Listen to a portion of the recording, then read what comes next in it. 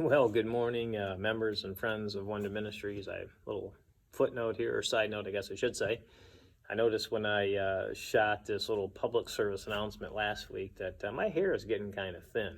But anyway, you probably all knew that. I just really never noticed it because how often do you guys look at? I don't. Anyway, we're moving on.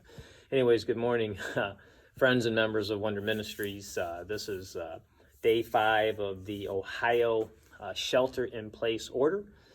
Meant to slow down the spread of COVID-19 or the coronavirus.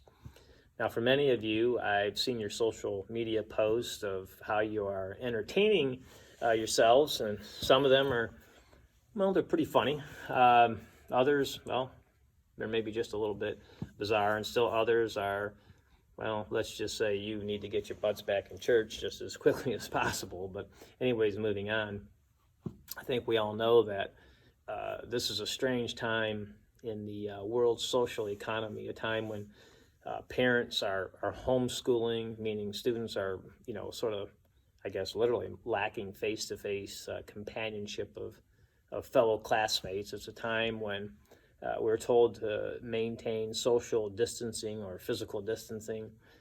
We're told to avoid person-to-person contact. I mean, it's really a strange time in the world's social economy, very strange. It's a time when we are being told to relearn how to wash your hands and how to perform basic hygiene. It's a time when we're all watching do-it-yourself videos on how to make our own, hand sanitizer or, sanitizing, agents. And we're certainly in strained times again, I must say.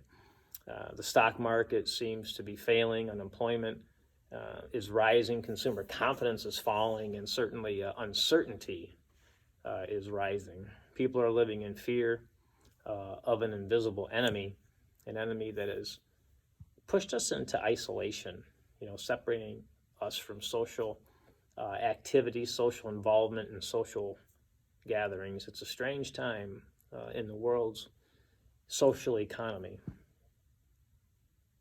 Historically, trying times would be a catalyst for social interaction, right?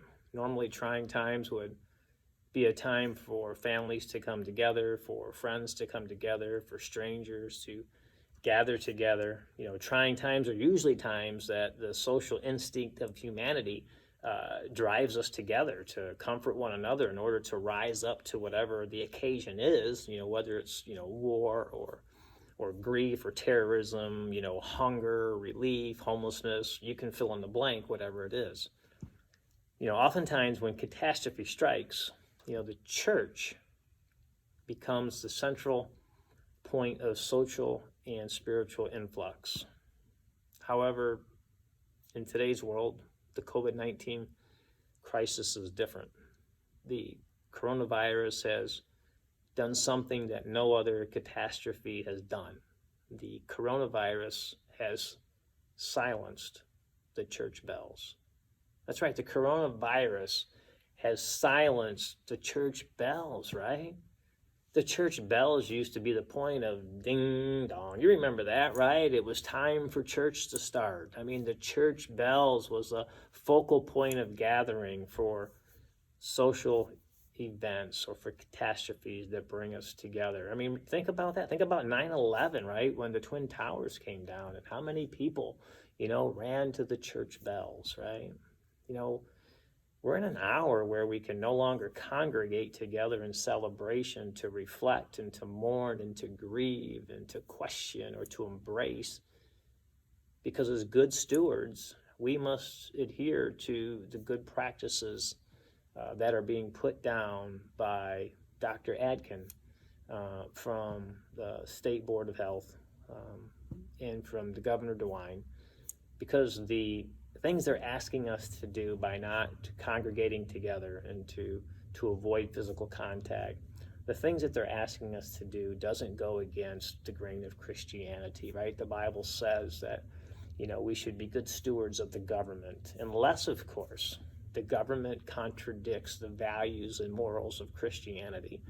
And by asking us to stay home to help bring down the level of fear and the spread of, COVID-19 and to help, bring this pandemic into order by asking us to stay home and to do church differently, I don't think that's a big deal.